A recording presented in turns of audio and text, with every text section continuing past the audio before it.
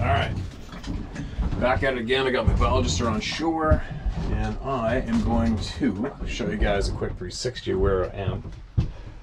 Straight ahead is where they're on shore, and they're climbing that tree to see baby eagle up there. That is looking straight south-southwest. That is Diplock Island, D-I-P-L-O-C-K, if anybody's interested in Googling that up. And here is where I am.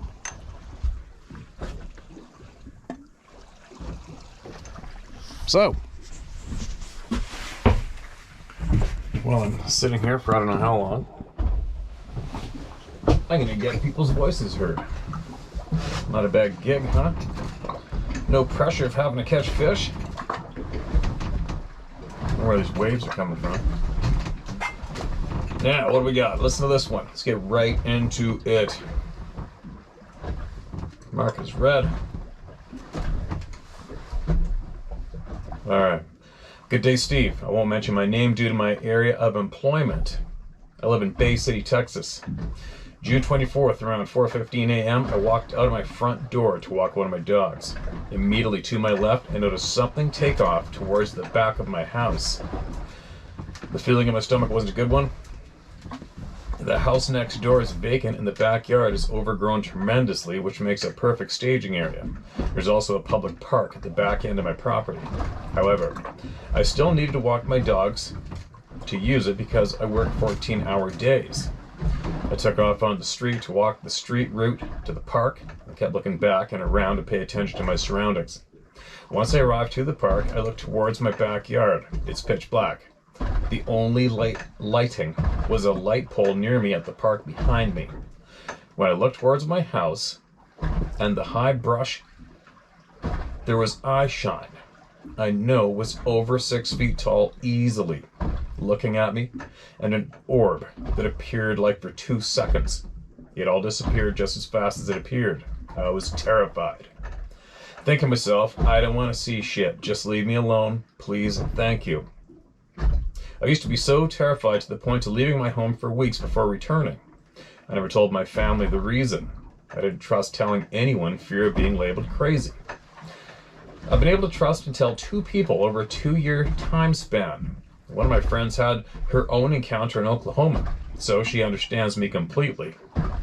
Now I get mad, Steve, because I don't want to be bothered by whatever it is at all. I'm not trying to have any kind of encounter whatsoever. I want to be left alone. But whatever it is, keeps on visiting my property during the middle of the week, it seems.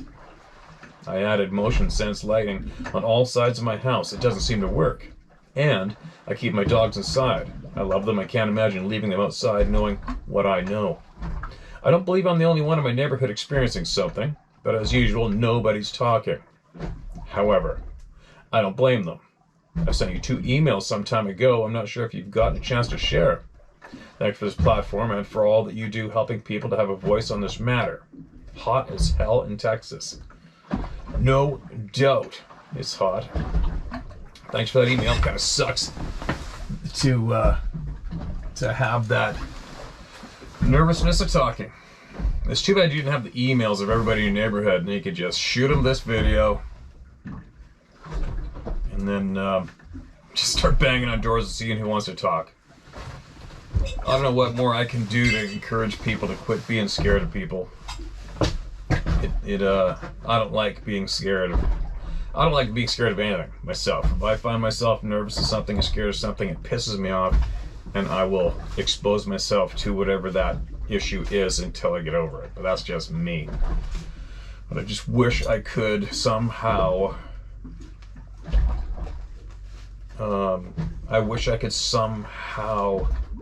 convince everybody that hears me speak to quit being scared.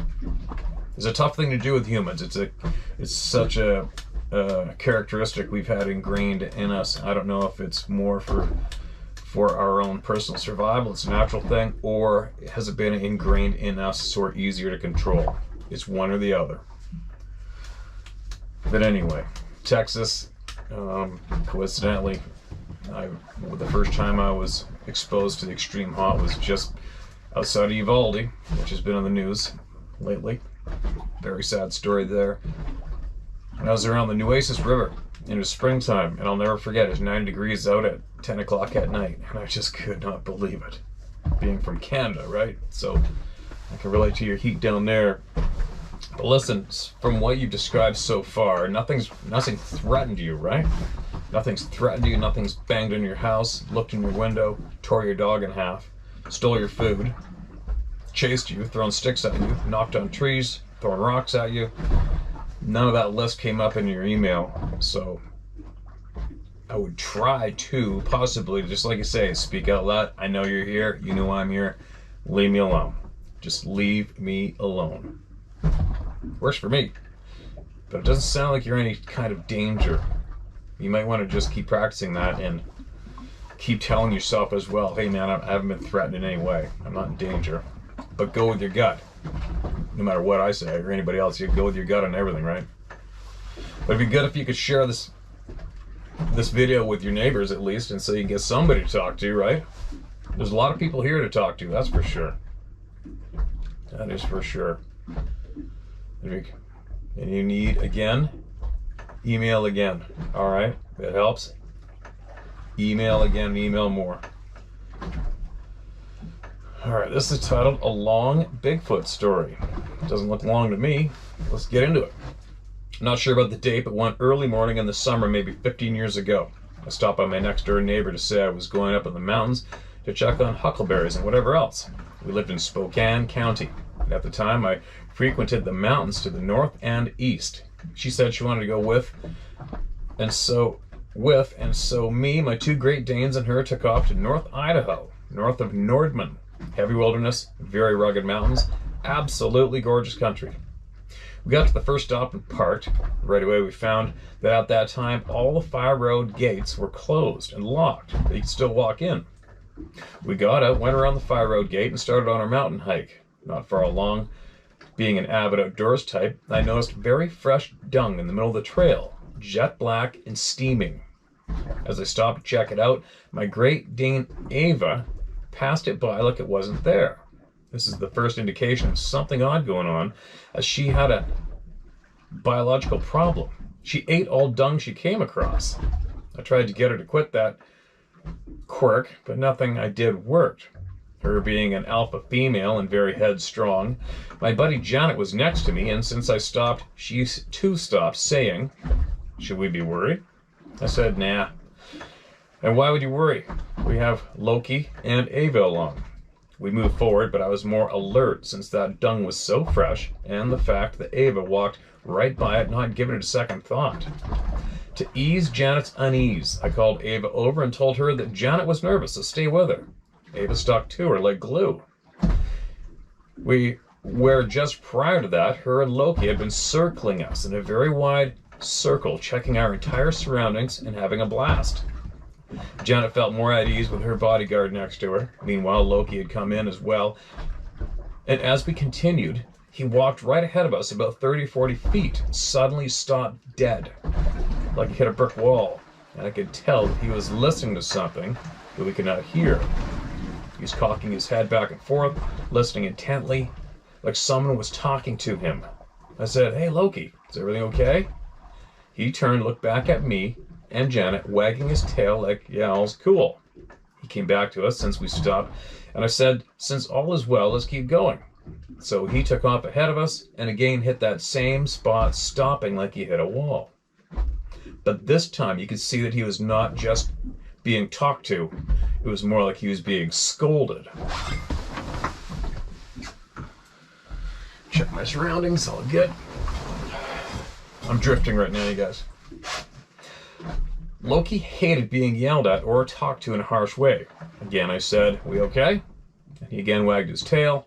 But when I said, "Are we going to keep going or not?" he turned around and bolted for the truck, running downhill fast.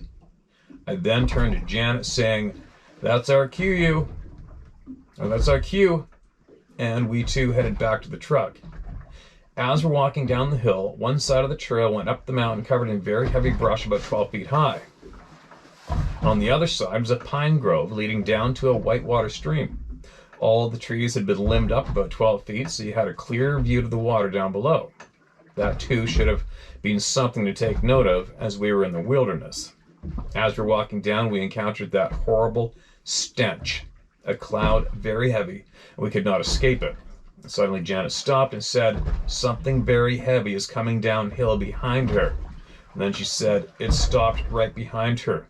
Can you see anything?" As she was looking at me with her back to that very steep, brushy side of the mountain, I looked past her and saw a face watching us about that 12 high brush, about 12-foot high brush. Okay, let me read that again. Typo. I looked past her and I saw a face watching us above that 12-foot high brush, but told her, "No, nothing's there, let's go," not wanting to freak her out more than she already was. We got down to the truck and, being right next to that whitewater stream, decided to take the dogs over to get water. But the dogs not drink. That water was freezing cold. I noticed right away that there was gold all over that stream bed. The water was crystal clear, and the sun, being so bright that day, flashed that gold. I told Janet I had my pan in gear, let me get it. I tried my best to get some of it, but the speed of the water flow and the insane coldness made it impossible. We tried for over an hour and finally gave up. We packed up the gear and dogs, heading deeper and higher into the mountains. As we were traveling about 15-20 minutes down the road, all of a sudden I noticed my hearing, vision, and head cleared up, not having realized anything odd was happening during our encounter. I immediately said to Janet, "Did your senses just clear up? I think we had an encounter with a Bigfoot back there." She said, "Yes, hers cleared up too, and isn't it cool we had that encounter?" Now I get it. Bigfoot has the ability to mentally control its surroundings. The next big reveal is the fact that when I told one of my native friends about this encounter, he matter-of-factly said, "I know that stream well. There has never been any gold there." Bigfoot put that vision in your head, knowing how we like shiny things, so he could get his family out of there by keeping us occupied. LOL, it worked. I told the story to the BF blah blah out of Idaho State University, and the person that took my account agreed with me that they too believe Bigfoot is a changeling, as well as having the mental controllability thing. So, this encounter is one of 3 that I've had over a period of 20 years while living in Spokane County. But this one I have singled out since answering my many questions regarding Bigfoot and why no one has ever caught one. And sightings are both brief and somewhat rare. They happen by accident or on purpose to those that are deemed to not be a threat. I moved and now live about 45 minutes from Mount Rainier. I hope this tale helps your listeners. Love your videos. Not a problem using my real name, Gary Brown. Lastly, I'm not surprised to hear that they are a hybrid.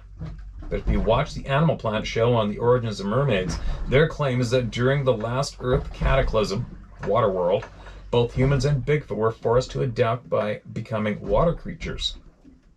That all 3 of us are branches of the same tree, natural, not manufactured or manipulated, just adapted to survive. And so here we are.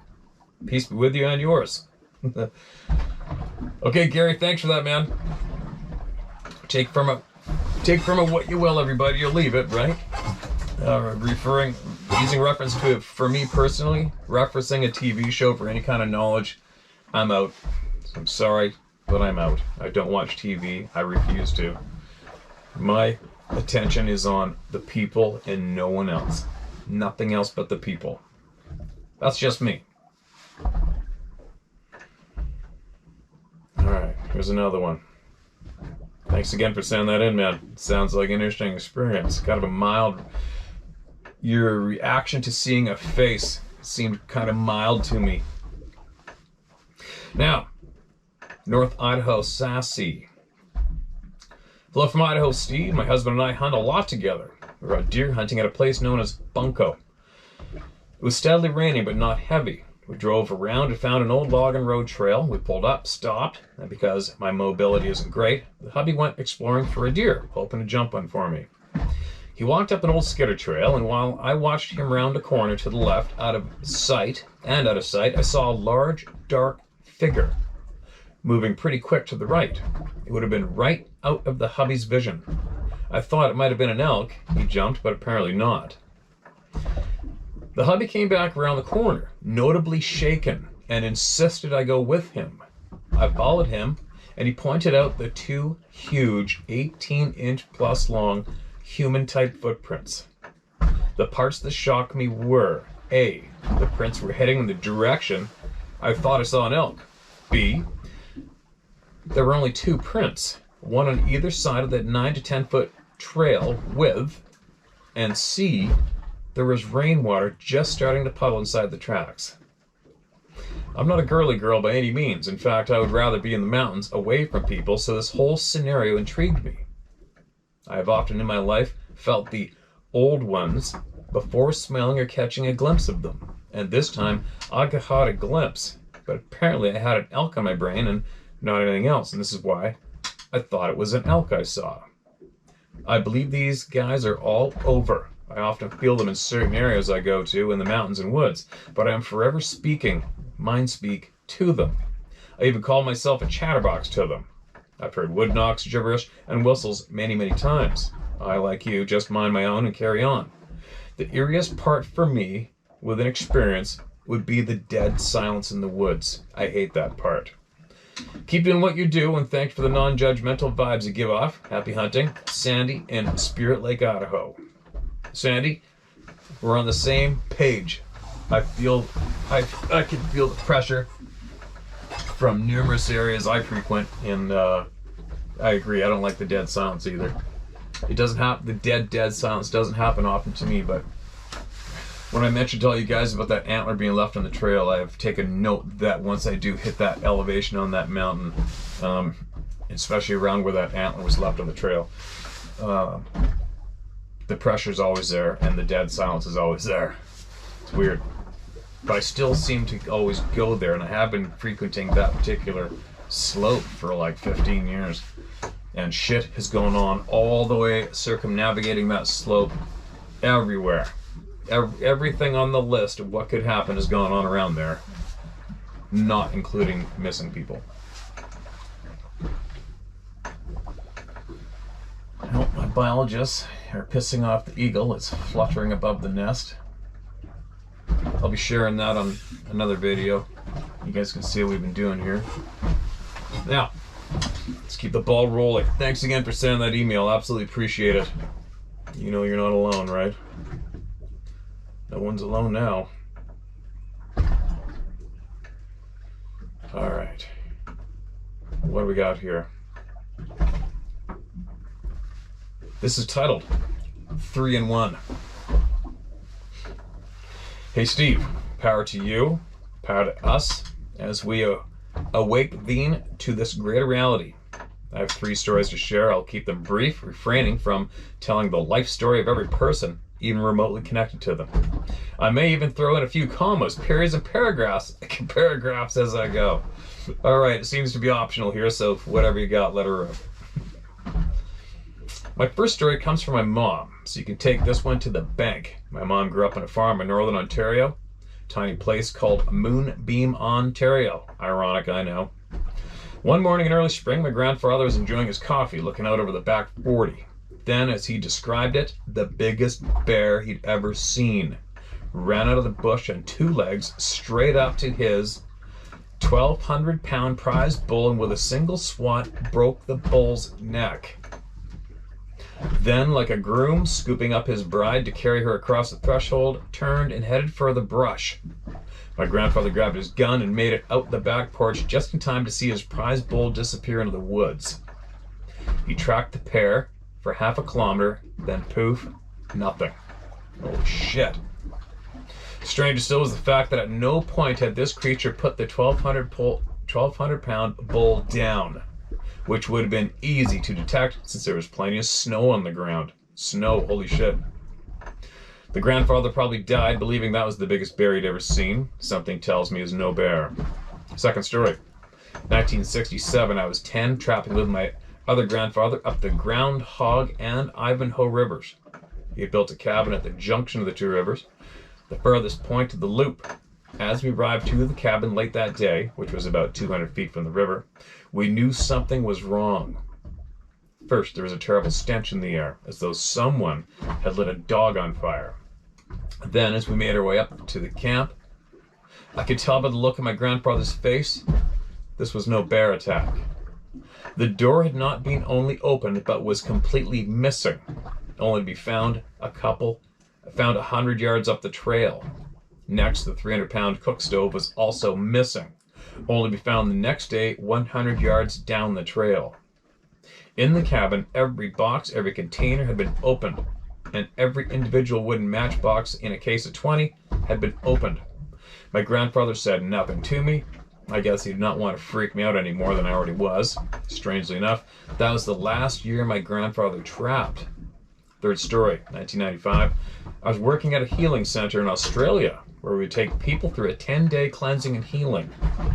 We would often have healers, Aboriginal shamans, and psychics come and work with us. On one occasion, we had a psychic woman come. She asked we, the staff, to cut pics out of magazines and put them in the envelopes, and she would later tell us what they were.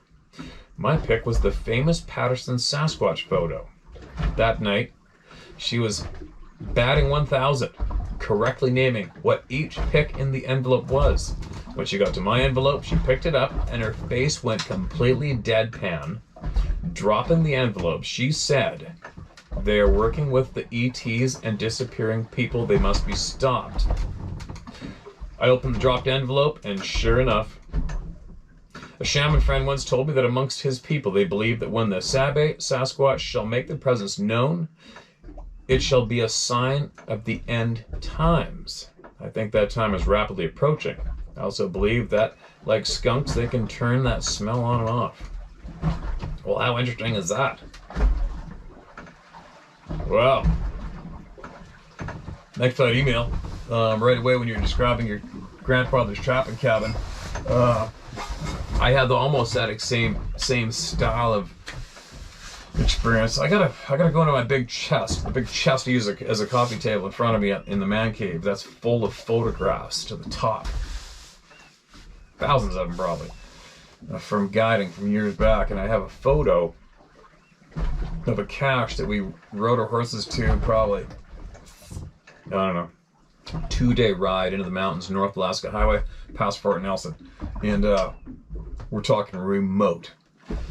And what a cache is 4 posts. You single out 4 trees, roughly about that much diameter, and you make a ladder with your axe and your nails and your saddlebags. You always got nails and an axe and a small chainsaw packed to the pack horses, and you cut the 4 trees. You chop them off around 14, 16 feet high off the ground. Chop them off same height, put a timber across the tops, and then put timbers across the top of that. So there's roughly a 4-foot overhang all the way around. And you put all your remote camp gear on top of that, and then tarp it. And then you throw your ladder away and lay it on the ground. And that had been sitting there for the year. Well, there's about a 150-pound wall tent was bundled up in a package on that platform. And you instantly made me remember this. That wall tent was about 150 yards down the trail on the river bank, and no teeth marks in it. And every single plastic container, every single thing was opened and scattered and all over the ground everywhere. And I was with these 2 redneck cowboys. They're from up north, and I kept saying, "So what do you guys think this was?" One guy goes, "Probably Wolverine." I'm like, "Wolverine?" Yeah, so he shimmied up the pole, then he used his fingernails, and he went 4 feet over up, and then he tossed that wall tent 150 yards away, right? And then they were getting agitated. They didn't want to talk about it. I just want to go about cleaning it up. But anyways, getting back to the disappearing people. I don't know. I'm on the fence. Dave Plattis has investigated the missing people, obviously, and he has stressed to me a few times that in all of his investigating, he's never come across any Sasquatch researchers that have disappeared, been harmed, or anyone else, for that matter, who's been directly assaulted by a Sasquatch. That's what he said. All right? So, again, take from it what you will or leave it, you guys. We take from everybody's experience and what they feel and think, and we take from it what we need or not. I'm gonna videotape that guy. He's up at the nest right now in the eagles, and I'll be right back. Caught that on video. I'll share that with you guys hopefully in this video. This same video. I'll hopefully add that in. Yeah. Thanks again for that email. Appreciate it. Keep them coming.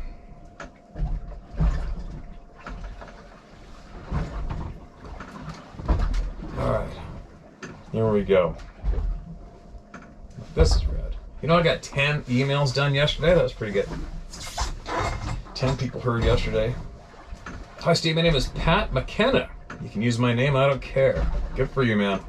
I was born and raised in Western Washington. I'm not an avid outdoorsman, but I spent a good part of my life in rural areas and enjoy the beauty of the backcountry in and around my area. My experiences may not be as intense or surreal as others, but they're experiences. In the nearly 41 years I've been riding this weird blue rock we're on, I've experienced some pretty crazy shit. The off-topic ones I won't go in depth on, but I've dealt with the paranormal since I was 3 years old. As it goes, I'm fairly sensitive in that area. I'm kind of a magnet for the bizarre and effed up. Anyways, down to it. There have been countless times I haven't given a second thought to until I started watching your channel. Like being at a remote spot at a river and hearing rocks thrown in when I know there's no one within miles. One time that stands out is while camping with family out around Mountain Loop between Darrington and Granite Falls and hearing whoops on the hillside.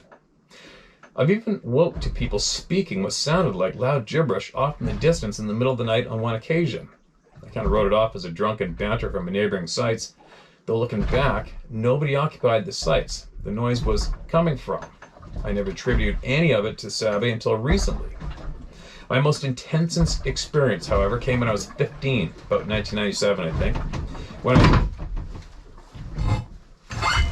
sec.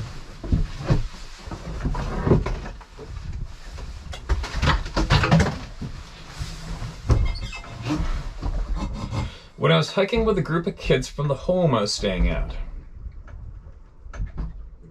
We were about 7 days into a 10-day hike in the Cascades near Elam, Washington. Clellam, Washington? The staff of the group I was hiking with decided to split us up and have us build our own shelters away from the core camp. I went out about 100 yards from the main camp and set up. The staff came through just before dark to check on me and bring dinner. I ate my dinner and shortly after that lay down to sleep. At some point in the night, I woke to footsteps outside my improvised shelter, which consisted of 2 black garbage bags and a small 3x6 foot tarp in the traditional tent/lean-to type configuration, tied between 2 trees about 6.5 feet apart. The opening was in the center, around where my waist was. At first I thought it might have been one of the staff, but it was pitch black out.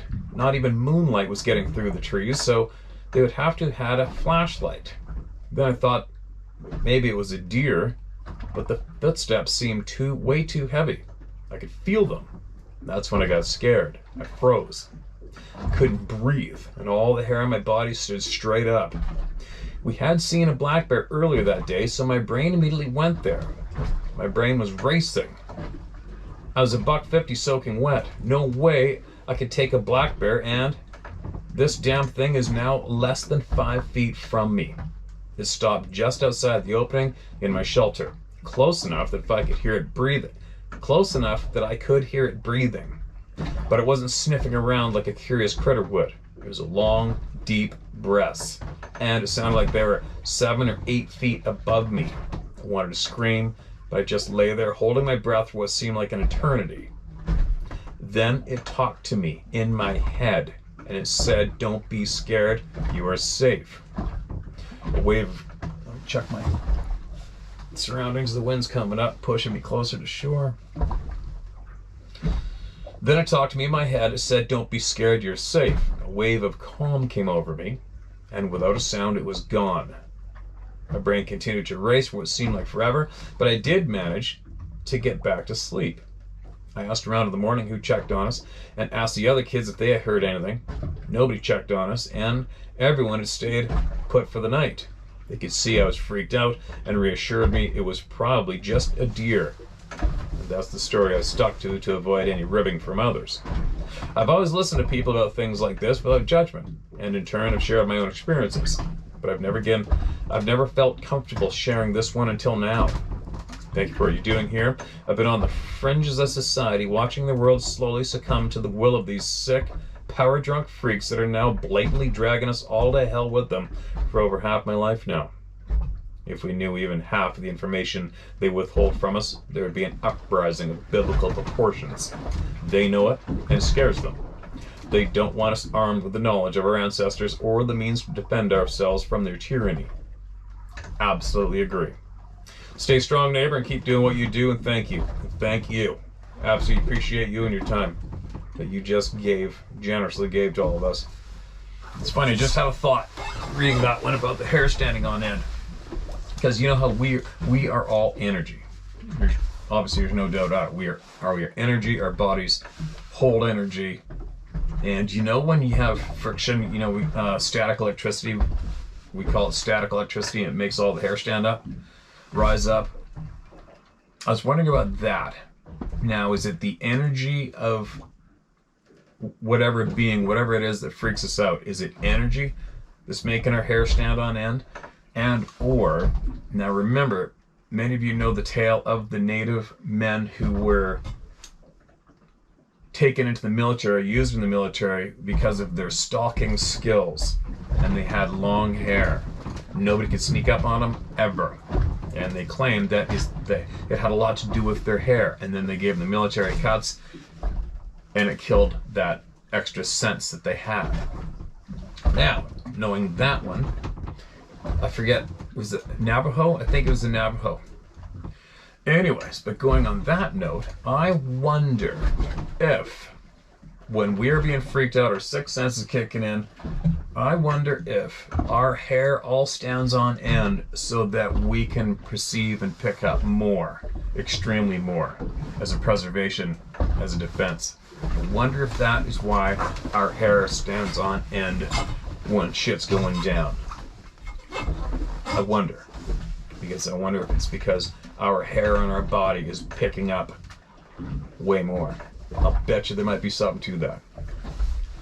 You never know. Oops. Stupid phone. Logging out like that. Alright. Where are we?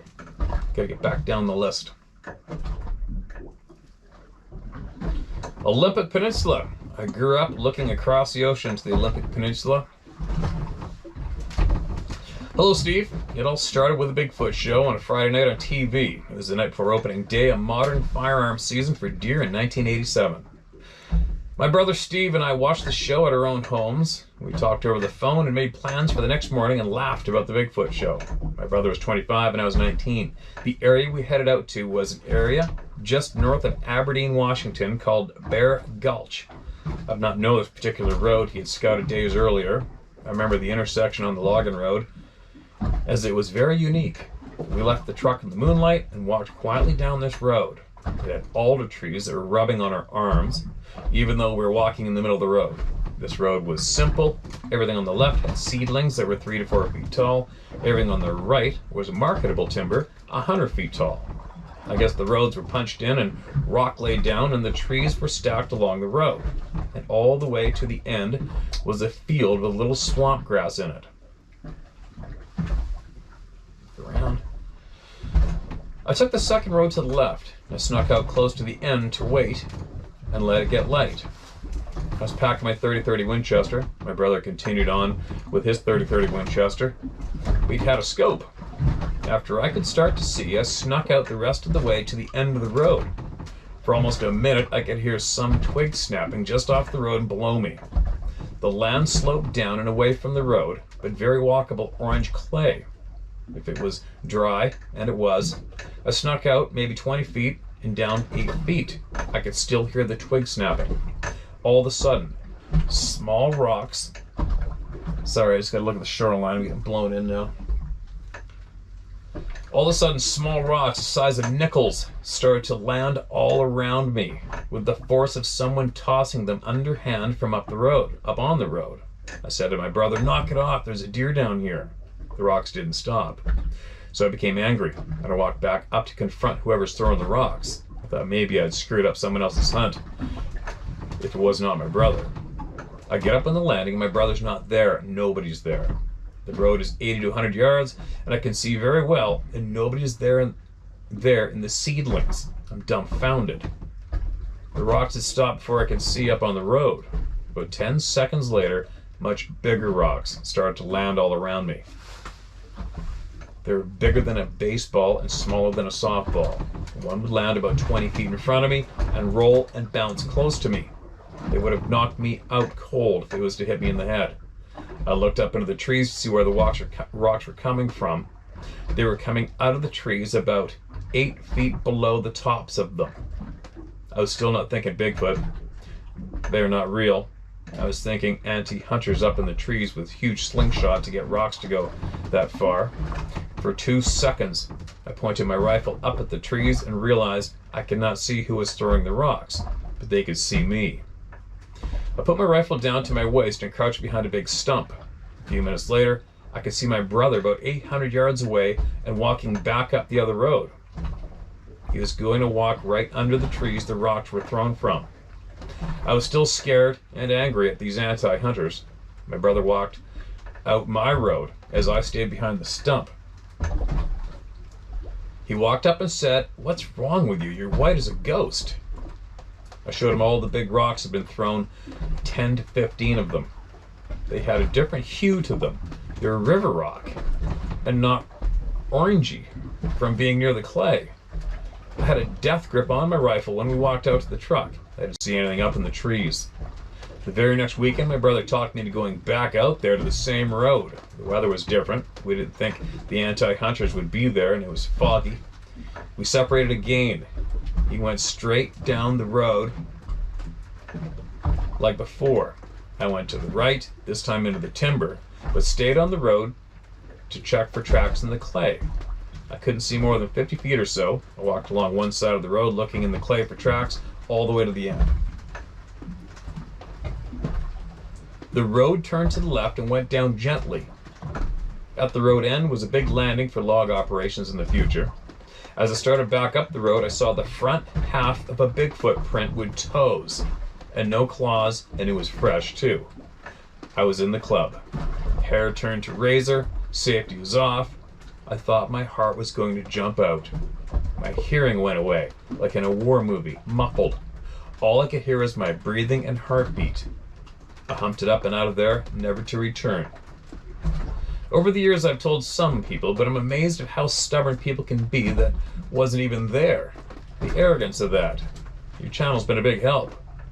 I always knew that throwing a rock that big requires a thumb, but couldn't understand no one on the landing throwing the little rocks. Your channel has answered some of the questions I've had all this time. They must have cloaked when I reached the top of the road. Another question is, are they marsupial? Have a pouch? How did they get all the rocks up there? Did I catch a young one in the morning sneaking away? Was the rock a diversion? Could they tell I didn't believe in Bigfoot and left a track on purpose? Steve, for all you have done, I consider you a brother from another mother. I think they can cloak anytime they want, and I don't think they like to just, I think they can cloak anytime they want. I don't think they like to, just like I don't like to wear my three-piece suit. One more short story from in Quinault, Washington. Okay, one sec. Gotta make sure everything's safe here. The shit-eating weather's coming in here. Quinault, that's where I went with Dave. Allowed us to speak publicly. In the summer, my hunting partner and I would scout and cut trails for easy and quiet walking during hunting season, what we called the jungle. Over the course of 2 days, we cut a trail in maybe 3/4 of a mile. We would not cut the trail all the way to the logging road, but would stop 20 feet from it so no one else would see or use our trail. He was a timber cruiser and ex-military. When cutting the trails in, we would cut branches off the trees that were in the way. It was a Junk, unmarketable tree, we would just cut them down. We would stack the branches on piles off the sides so they wouldn't be in the trail and in our way. On the second day, we could tell that bears were sleeping on a couple of our branch piles, we figured. We completed the trail. We wanted to connect up to 2 good hunting spots. The next weekend, we went to check out our work on the trail, expecting to see some elk sign, maybe, as game animals would use our trails also. The stumps of these trees are about 5 inches tall as I cut them down with a bow saw. I intended to finish them off with a sawzall. These stumps had flat rocks stacked on top of them. 2 to 3, maybe 4 stumps. I asked my hunting partner if he had done that, and he said no. Sometime, while taking a breather from trail building, we'd go to the river and skip rocks in the water. So maybe it was a gift. These rocks had been found, carried, and stacked on those stumps. This is about 2015 summertime.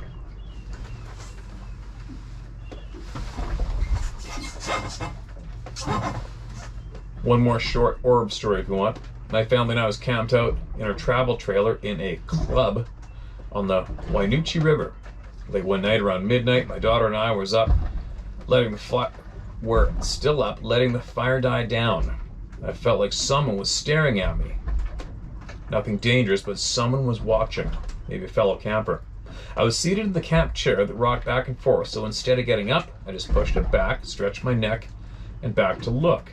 And there was an orb, about 20 feet off the ground, about 50 feet away, a little bigger than a basketball, almost perfectly round, but it was oval, like egg-shaped, only the fat end on both. It had definite edges, no fuzziness, and it was silent. I told my daughter, who looked up to see it. It slowly went towards the river, going into the trees, but still did not make a noise. We got up, went in the trailer, locked the door. A few days later, my daughter and I was talking, and it sounded like she saw something different. I had her draw it. It was different, and what she saw was more directly above us. I was scared, but not freaked out. I've hunted Colorado, Wyoming, Montana, Washington, and Oregon, mostly for elk, but the Olympic Peninsula is my favorite. Steve, I almost met you and David Plattis at the casino on the coast. I didn't want to catch COVID, so I didn't go. I later did in September 21, spent 91 days in the hospital in Seattle, the whole month of October, incubated. I missed all of last year's hunting season, but lived. I came home in late December on oxygen, 24/7 now. Damn. But I'm still healing. Maybe it won't be a life sentence.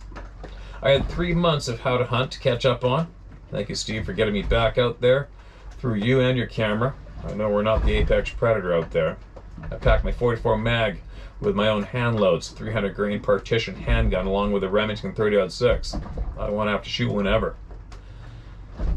Signed me, Olympic Peninsula Chris. I spent time admiring Vancouver Island from Hurricane Ridge.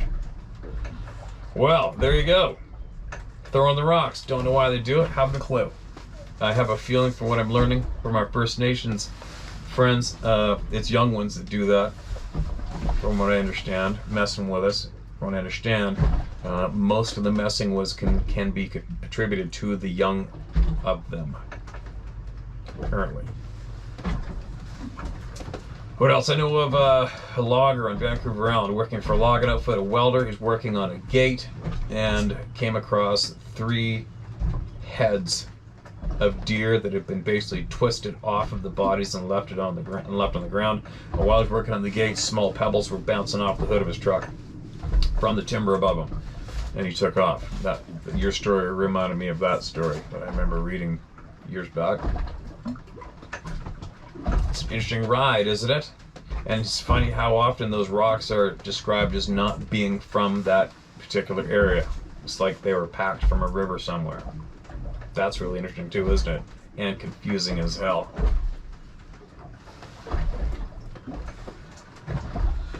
But anyway, I think I have yet another hour left here because they just snatched that eagle baby out of the nest and they lowered it down to the ground, and the biologists are going to be taking samples from it and then sending it back up the tree, and then the guy's got to climb back down the tree, and then they all got to pile into my Zodiac, come back out to me.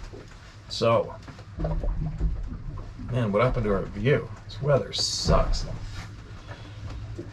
Alright, I'm going to take a few minute break. I'm going to have to switch up cameras because I think that camera's SD card is about to fill up.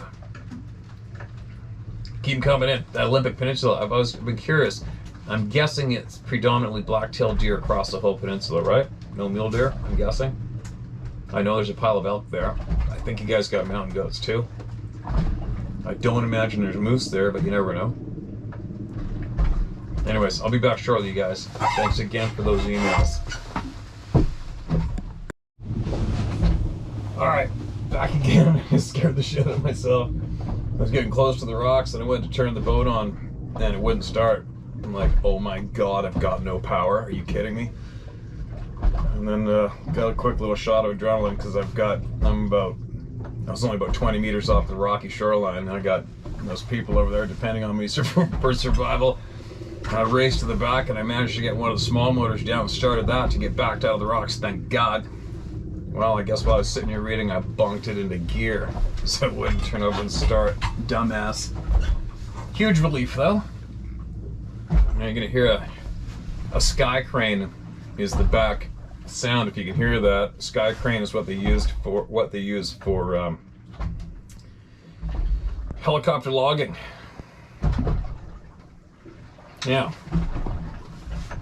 let's get back into sharing a couple more. I think there's 20 minutes left on that SD card.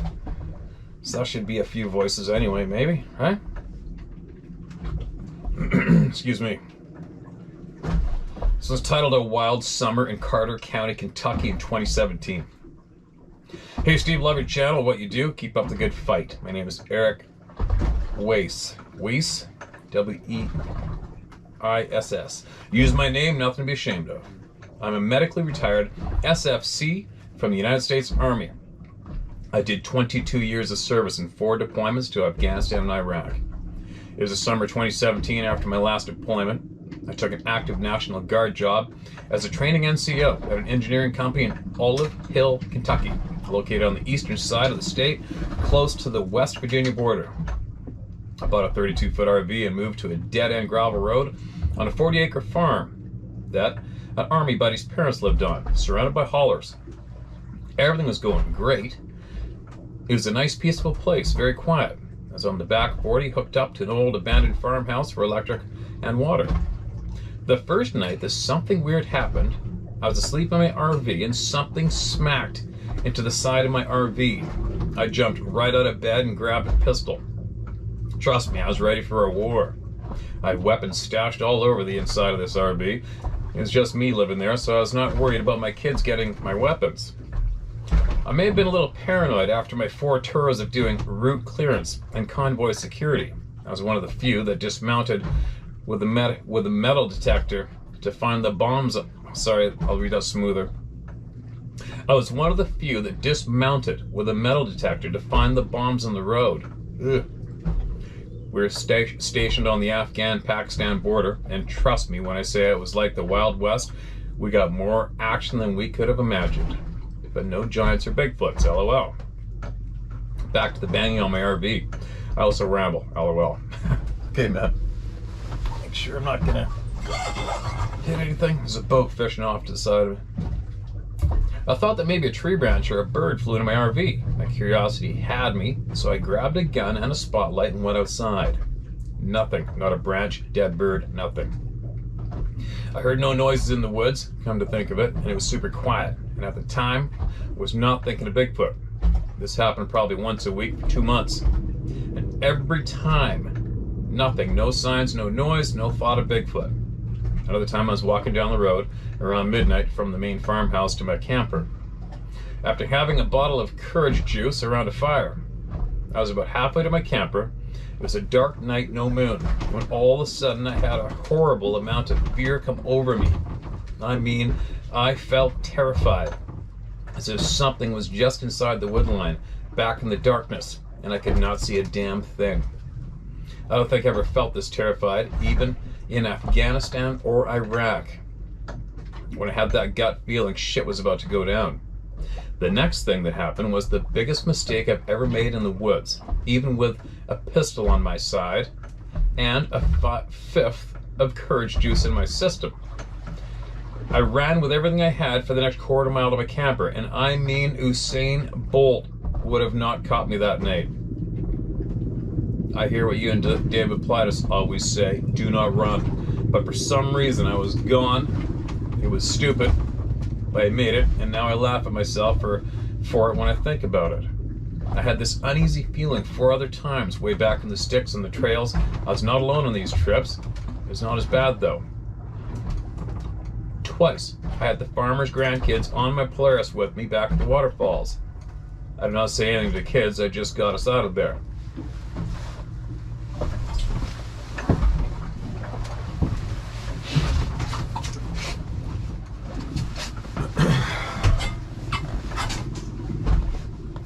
I was always thinking this is my paranoia, and I was freaking myself out, maybe from my PTSD, always thinking there's an ambush or a setup, or a great spot for one. But every time I listen to my gut, after hearing your channel, I'm glad I did those times. Now for my main encounter. I'd moved my RV up the main house to work on it. Myself and an army buddy were sitting in my camper bullshitting and sipping whiskey, reminiscing the glory days and the bad days overseas. At 2 a.m., we heard the farm across the road dog start barking, and then 7 gunshots. Not super unusual for Eastern Kentucky, but we did each grab a gun and walk outside to listen. When my buddy saw a shadow move through the field in the moonlight across the road. We each thought maybe a meth head was up to no good and had a death wish. We walked down the drive and laid prone in the high grass in the horse pasture. We were laying prone. We heard something walking in the woods to our left, but we could not hear every step. We would hear one at our 1 o'clock, then our 3, then our... Okay, sorry. We would hear one at our 1 o'clock, then 3, then 5.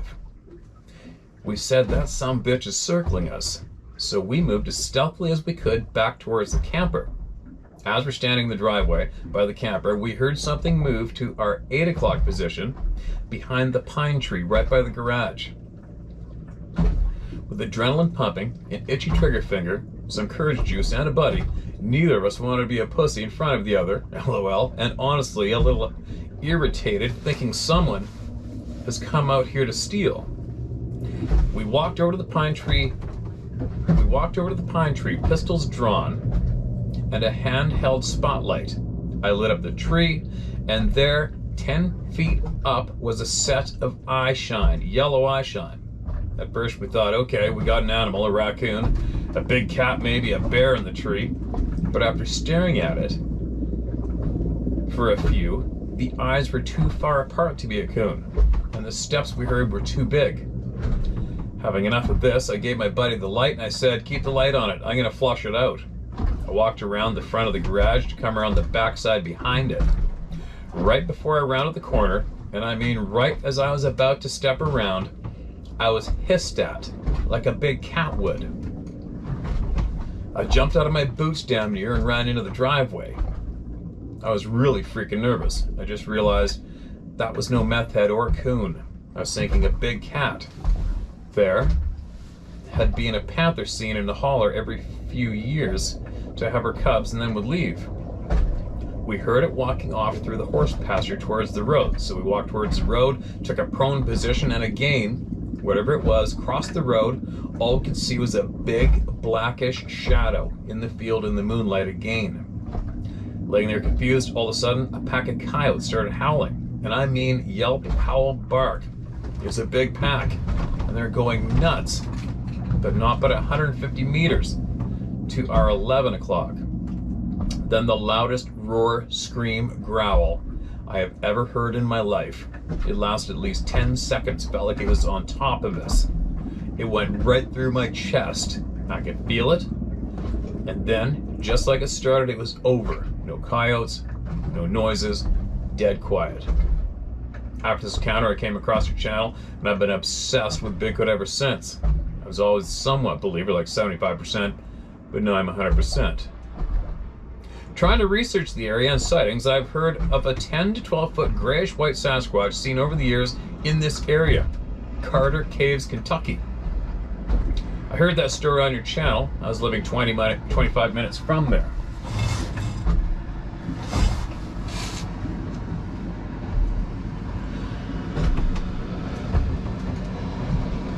Background boat sounds.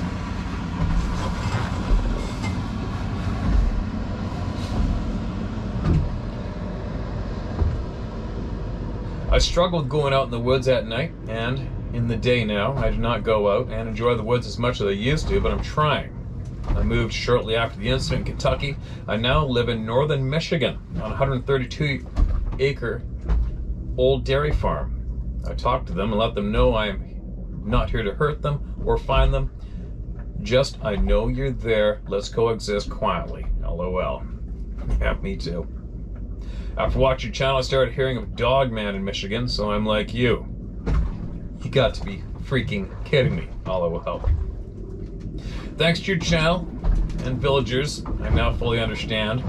I never smelt anything, and did not ever hear someone talk about the hissing until I heard you talking about one of your First Nations friends talk about the one staring at him over a stump hissing at him.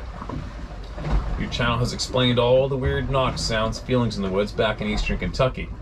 It is crazy, after all, that how I never tried to find tracks. The next day, it is almost like it does something to your mind, where you are now in awe. You don't think to do the things at the time that you wish you would have. Now you would have. I still get an uneasy feeling around the woods, but I think living on this farm is my way to slowly get back to enjoying the outdoors. Thank you for the channel and all the villagers. Ghost Round 27 out. Thanks, man. Appreciate you. Glad you survived the war. And your buddy. And everyone else who has. And again, I think that's so far 100% of our experienced veterans experienced at war. The terror of war.